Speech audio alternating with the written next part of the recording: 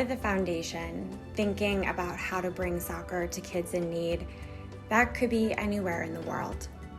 But since driving the streets of East Africa, Tanzania specifically, it's clear that there's such a need here. To bring joy, to create a refuge from the hard reality of living in poverty. And when you give them a soccer ball, the way their faces just light up is something that you will never see in the same way to when you hand a kid a soccer ball in the US. And I've learned it's not just a matter of building a field, it needs to be somewhere that's safe. And Nema Village is just that place. And they were ready for us. It all came together so seamlessly. It's without a doubt that God had already set this project in motion. And we get to watch it all unfold, which is just the coolest thing. We'd been prayerful about it. We knew that God had been telling somebody else soccer. And I joke that I came to Tanzania and I'm like, I'm literally just walking around trying to figure out who God has already told soccer to. And so I came to Nema Village. I had been here before. I am already so in love with their mission and all of the things that they're doing for the community, for women, for children.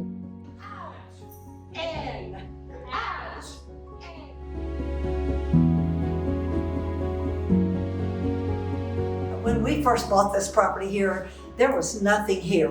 No trees, no bushes, nothing, no buildings. All there was a little cleared off dirt field where some boys were playing soccer.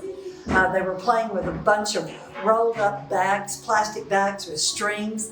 And we pulled on this empty property and we heard those boys laughing.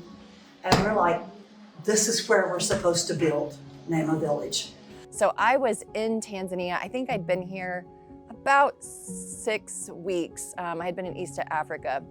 And our founder, Mark Hall, calls and he says, I was at a game at Fenway Park and connected to somebody who has been raising money for a soccer field. She's just got an incredible heart and a story behind it.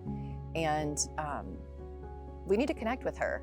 And that happened within a week. We were on a Zoom with her and hearing her story. And we just were like, we'll do anything to help you make this happen. And this is all a get to. Every Saturday, boys come and they play out here on this hard concrete driveway out here. And just thinking about a place for these young boys to play. Now let me tell you, it's not going to be just for boys. For women, our nannies, we have 94 full-time employees here who help us take care of these babies. These women are so excited about a soccer team for them. To be able to get out and play. When they were growing up, these girls didn't grow up having a place to play. And one of the things that we ran into in looking for the right partners for building these fields in East Africa is that oftentimes families don't let little girls play football, soccer. They don't let them play because it's not a safe place for them to go, or they have more responsibilities. And so one of the challenges is, how do we model to young girls that they should have access to that field and they can play this sport? All right, welcome to our new soccer field, as it's called in Tanzania, football. See, we have leveled this area and we have workmen all over the place. On the back where you see the wall, they would be putting rocks as a retaining wall. First they've dug a foundation for the wall, and then they will begin laying blocks and making the foundation.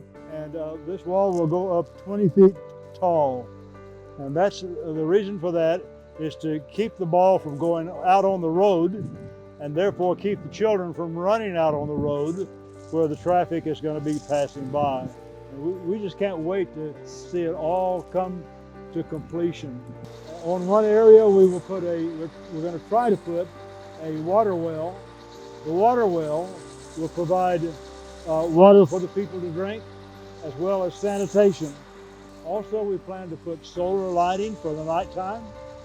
And this will be a number of big solar lights that will be very tall, and we hope they will provide enough light so they can play football at night.